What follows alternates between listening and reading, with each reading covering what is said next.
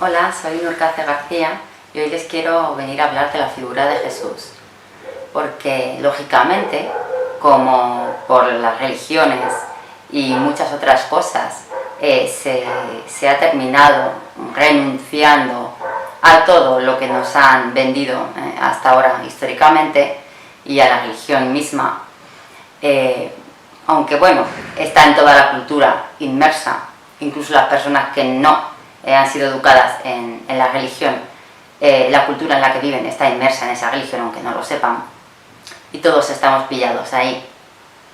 Pero hay una realidad en Jesús que no tiene que ver con esto. Quiero reivindicar la figura de Jesús de Nazaret porque él fue el verdadero maestro y lo voy a intentar exponer. Lo que ha ocurrido con Jesús es lo mismo que ha ocurrido desde los orígenes del hombre cuando hay una batalla entre dos y uno gana. El que gana se queda el castillo del vencido, y tal cual está el castillo, le pone su bandera, le pone su símbolo en la puerta y nada más. Pero el castillo sigue siendo el mismo. Esto pues se ve en todo lo que queráis. Se coge todo del vencido, ¿verdad? El vencedor se queda con sus mujeres, con sus casas, con sus textos, con su cultura, con todo. Esto es lo que se ha hecho siempre, además para terminar con lo previo, con lo anterior. La mejor forma de terminar con algo definitivamente es tomarlo y convertirlo en otra cosa. De tal forma que al convertirlo en otra cosa ya vendes otra cosa y el origen se pierde. Mirad un poquito, yo qué sé, por ejemplo, un ejemplo que suelo comentar, la Catedral de Córdoba, la Mezquita de Córdoba, la mezquita está debajo y la catedral está encima. Es un ejemplo muy claro de lo que quiero decir. Con Jesús se ha hecho exactamente lo mismo. Jesús, que yo ya tengo una imagen bastante clara de él a través del Evangelio de Tomás, era, como digo, un ser único. Desde luego, no un hombre cualquiera de la zona que fue por ahí aprendiendo de otros, viajando y aprendiendo, como nos han querido vender últimamente. Desde luego que no. Jesús era un ser de una conciencia absoluta, que sabía todo el pasado, el presente y el futuro, suyo y de los demás. Y que estuvo contando las realidades a los suyos, a sus hermanos, vecinos y amigos, los llamados discípulos y discípulas, a su esposa, a sus hijos y demás. ¿Cómo lo hizo? Pues como ya mismo dice la Biblia, lo hizo a la forma tradicional de enseñanza. La forma tradicional de enseñanza era la iniciación secreta. Una cosa era las charlas que él daba públicamente, porque tenía, aparte de que era el rey que le tocaba heredar la zona, que nunca fue, porque estaba Roma allí, aparte de ser el rey al que le tocaba heredar, y él quiso ser sacerdote, ¿verdad? Por la orden de Melquisedec. Melquisedec, que ya he explicado en otros sitios, en otros vídeos, que no es nada más que la cultura original de Etiopía, que saben todo el origen del hombre, la manipulación genética que se hizo del hombre, quién es el verdadero Dios, el Dios verdadero, el sol, la luz pura. Y todo esto era lo que contaba Jesús a los suyos. ¿Qué pasa? Pues que él no era simplemente un hombre normal y corriente que sabía, un iniciado que contaba, sino que era un ser con una conciencia, digamos, abierta. Yo digo que él fuese muy distinto, que él fuese superior, no, en el sentido de que nosotros ya somos superiores. Si nosotros mismos somos la luz, entonces ¿qué superior va a haber? Simplemente es un nivel de conciencia total en Jesús, que nosotros no tenemos, ¿no? Que hemos olvidado en este juego, en esta cárcel de Matrix, en esta genética manipulada, en todo lo que queráis. Pero Jesús tenía una conciencia despierta. una conciencia despierta que para mí ocupó un cuerpo que sí que estaba destinado por los dioses y por los judíos para ser el Mesías esperado por los judíos. Jesús, efectivamente, ya tenían en su familia muchos ángeles y muchas cosas, y mucho contacto antiguo, ¿verdad?, con Yahvé, con Jehová. En su familia, sus abuelos ya andaban con los ángeles, su madre, su padre. Jesús iba a ser el Mesías de los judíos esperado para dar otro rumbo, ¿verdad?, a la historia de la humanidad. Y quizá por eso una conciencia abierta, despierta, superior, decidiera ocupar aquel cuerpo. Porque Jesús, de hecho, su nombre, Jesús, viene del nombre de Horus. Es decir, que a María le dicen qué nombre él tiene que poner a su hijo, ¿verdad? Tendrás un hijo y le llamarás Jesús. ¿Por qué? Pues porque estaba, como te digo, diseñado desde un principio. Y él iba a ser el nuevo Horus. El nuevo Horus fue, en Egipto, aquel que impuso el Estado, el que creó lo que es un Estado, el que creó una organización estatal, una jerarquía, una ley, unas normas. Fue el primero. Entonces querían crear un nuevo orden mundial nuevamente con Jesús. De ahí que tenga que heredar el nombre de Horus, y de ahí que muchos textos de la vida de Jesús que nos han contado son de Horus, porque era una identificación absoluta. Pero le salió la cosa rana. Como ya he comentado en otro sitio, la expresión que le salió rana es algo malo, ¿verdad? Ha salido mal. Es otra manipulación, porque la rana siempre ha sido un símbolo muy positivo para el humano, desde los orígenes. El símbolo de Eket, el símbolo de la inmortalidad, el símbolo de la fertilidad. Símbolos totalmente positivos para el humano, y que por lo tanto pues nos han dado la vuelta también, ¿verdad? Han cogido el castillo y le han puesto su bandera, y te dicen que la rana es lo malo, y que hay que darle un beso a la rana para que se convierta en príncipe, ¿verdad? Pero ya sabemos lo que son los príncipes y las casas reales. O sea que, como veis, esto siempre se ha hecho, se ha cogido una realidad, se le ha dado la vuelta, se la ha pintado como interesaba, y se nos ha vendido como otra cosa que no era. Y Jesús no era uno de ellos, no estaba a su servicio. Jesús no nos mandó el mensaje de ser una víctima, de déjate arrastrar, de ser obediente, de ser tan bueno que seas tonto. Jesús jamás en su vida mandó estos mensajes a nadie. Muy al contrario, totalmente al contrario, como digo, que explico en mi canal, El Pescador Inteligente, el texto del Evangelio de Tomás, que son las palabras secretas de Jesús. Lo pone directamente en el texto. Este texto es una recopilación de Tomás, Dídimo, Judas, Tomás, seguramente un hermano gemelo de Jesús, porque Dídimo significa gemelo, y Tomás y Judas es el mismo. Entonces, cuando se quiere manipular genéticamente, ¿verdad?, y se va a crear un Mesías que interesa, pues hay una manipulación genética, y no es extraño que pueda haber gemelos, ¿verdad? Hoy día lo sabemos. ¿Qué pasa con esto? Pues que en el Evangelio de Tomás queda muy claro lo que es el verdadero mensaje de Jesús.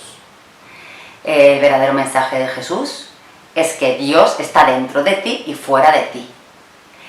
Es que eres la luz. Es que tienes que creer en ti por encima de todo y abrir el corazón para que se te abran los ojos. Es todo lo que creemos nosotros, así que no nos sigan vendiendo. que Jesús era uno de ellos, que era malo, que quería la guerra, porque si Jesús hubiese querido hacer la guerra, la habría hecho. Es que era el líder de su grupo, el líder de los suyos. Si Jesús hubiese querido hacer la guerra, todos estaban deseando que la hiciera y echara a los romanos de allí. Es verdad, si es que constantemente estaban en luchas con ellos. Si Jesús hubiese querido hacer la guerra, la habría hecho. Lo que dice Jesús en el Evangelio de Tomás habla de un enfrentamiento familiar. Dice, yo he venido a traer espada y guerra. Y luego inmediatamente te dice, porque dos habrá en casa y uno estará contra el otro y el otro estará contra el uno. El padre contra el hijo y el hijo contra el padre. Está hablando de que quien siga su camino de iniciación, de conocimiento, de libertad, de atrevimiento, está hablando de que el que siga su camino de abrir el corazón y por lo tanto abrir los ojos y la conciencia, que de eso se trata, creará un problema familiar. Va a ser un problema porque nadie le va a entender, porque nadie le va a comprender, porque nadie le va a creer, porque la gente va, incluso su familia, que es de lo que habla él, un enfrentamiento familiar, va a echarle a un lado, va a dejarle de lado, van a pensar que está loco. ¿Verdad? ¿Qué es lo que nos pasa? ¿Qué es lo que nos pasa hoy día cuando tenemos un despertar de conciencia? Pues que eso no se puede tapar. Él dice en el Evangelio de Tomás, no se puede ocultar ni pasar inadvertido. Aquel que se ha subido arriba de la montaña, aquel que está arriba de la montaña, viendo desde arriba, desde otro panorama más elevado, la realidad, no puede pasar inadvertido. Es que no pasas inadvertido y por lo tanto generas este conflicto familiar.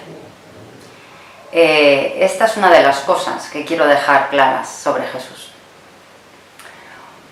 Otro punto es que Él siempre anima a hacer de dos cosas una sola. Ese es uno de los consejos más repetidos en el Evangelio de Tomás, que hagamos de dos cosas una sola. ¿Qué son dos cosas, por lo tanto? Pues dos cosas son el muñeco en el que estoy metida y mi verdadero ser, que es la conciencia de luz. Haz de dos cosas una sola. Constantemente, de un modo o de otro, en un ejemplo de otro, te lo dice, te lo está diciendo, te lo está repitiendo. Eres tú el que tienes que tomar las riendas del muñeco en el que estás metido. Domínalo, domina el muñeco en el que estás metido, que es toda una manipulación genética y de cultura y de ideas y de creencias y de miedos y de falta de autoestima y de culpas y de... ¿verdad? Este es el mensaje fundamental de Jesús. Hay otro punto muy interesante que quiero comentarles en el Evangelio de Tomás. Le preguntan los discípulos, ¿dónde moras? ¿Cómo pueden preguntarle sus discípulos? Que son, como insisto, son su familia, sus amigos, sus allegados, en los que él puede confiar para hablar y para decir. ¿Cómo le pueden preguntar dónde moras? ¿Dónde está tu casa? Eso, ¿qué quiere decir? Que a veces Jesús desaparecía delante de sus ojos, que se iba a otro lugar. Y ellos le preguntan, ¿dónde está tu casa? ¿Dónde vas? ¿Dónde a veces desapareces y te vas? Y él les dice, el que tenga oídos, que escuche. Porque cuando Jesús dice estas cosas, el que tenga oídos, que escuche, este tipo de frases, no lo dice por quedar bien o porque resuena. No, lo dice porque hay un mensaje muy potente en lo que va a decir. Es decir, a ver si me entiendes la respuesta que te voy a dar. Y su respuesta es, dentro de un hombre de luz, siempre hay luz. Y él solo ilumina todo el universo. Ellos le han preguntado, ¿dónde está tu casa? Y él les habla de la luz que ilumina todo el universo. Porque como él es un hombre de luz, su casa está en la luz. ¿Qué ilumina el universo? No el sol, no las estrellas. No os encaja mucho que Jesús diga que su casa está en el sol y en las estrellas. Jesús sabía muy bien quién era el verdadero Dios. El Dios verdadero, la luz pura, el sol para nosotros es la referencia solar, era lo que creía Akenatón, era lo que se conocía en Etiopía desde los orígenes de la creación humana, de la creación del sapiens sapiens. Era lo que se conocía en la orden de Melquisedec, en la que él entra. Era la iniciación secreta. No es que Jesús, insisto, tuviese que aprender de nada ni de nadie, pero cuando hay una verdad, esa es la verdad y él la sabía. Entonces, ¿por qué digo todo esto? Ya sabemos que la adoración al sol es tan antigua como el hombre, porque desde los orígenes el hombre sabía lo que había y qué es lo que había ocurrido, ¿no? Pierde su memoria eterna, anterior, pero sabe lo que ha ocurrido, sabe que estos dioses que bajaron, quiénes eran, qué hacían, qué no hacían, cómo funcionaba todo el asunto. Y este conocimiento pues se mantuvo por los sacerdotes y sacerdotisas en el mundo antiguo. Se mantuvo, se llevó de Etiopía a Canaán, la historia de Cadmo nos lo cuenta, se llevó a Heliópolis, la gran capital de la cultura y de la historia de Egipto. Allí fue donde Akenatón, que es Abraham, está demostrado que es Abraham. Allí fue donde Akenatón fue a preguntar y a informarse del conocimiento secreto y profundo. Y de vuelta a Egipto fue cuando rompe con todo. Se va de las ciudades, se va al desierto a adorar al sol, monta su ciudad, el Elamarna, y todo lo demás. Y por supuesto acaba muy mal, por supuesto, como todos, asesinado, su hijo Tutankamón también asesinado, Jesús asesinado. Jesús sabía que iba a ser asesinado, Jesús sabía que iba a cargar con la cruz. Todo esto nos lo cuenta ella en el Evangelio de Tomás. Cuando yo me vaya, luego dirán que tienes que cargar con tu cruz como yo. Él lo va adelantando todo, lo que le va a pasar. Algunos dicen, ¿qué pasa? Es que él era uno de ellos, todo estaba en el juego. No, simplemente él vino a hacer lo que quería hacer. Él vino a ocupar ese cuerpo de Mesías para desmontar los planes de los otros. Él vino a informar nuevamente, por supuesto, a los suyos y decirles, id por el mundo y diseminad este conocimiento de tal forma que no haya quien lo pare, diseminadlo por el mundo. Él vino nuevamente a romper los planes de Yahvé y los suyos, del judaísmo, y a dar un nuevo impulso a este conocimiento y a esta iniciación de la realidad humana. Jesús se hacía llamar a sí mismo el Hijo del Hombre, ¿verdad? Él nunca dijo, yo soy el Hijo de Dios. No lo dijo jamás, porque eso hubiese creado ya una separación entre él y los demás. Haz que yo soy el Hijo de Dios, tú eres uno cualquiera. No, decía, yo soy el Hijo del Hombre. Porque el hombre es Dios. No creáis que Jesús estaba al servicio de la oscuridad. No es cierto. Muchas gracias, espero que les haya interesado el vídeo. Gracias, adiós.